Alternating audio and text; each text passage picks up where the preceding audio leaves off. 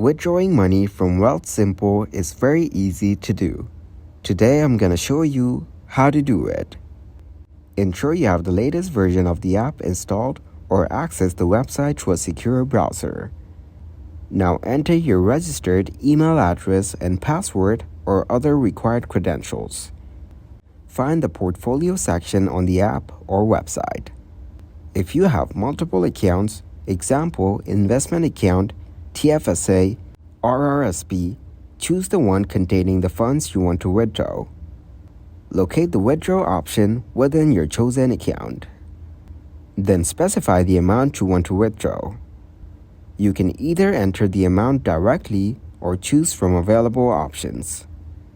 Now select your preferred method for receiving the funds, such as bank transfer, which usually takes 3 to 5 business days. Or you can take check, which may take longer depending on mail delivery.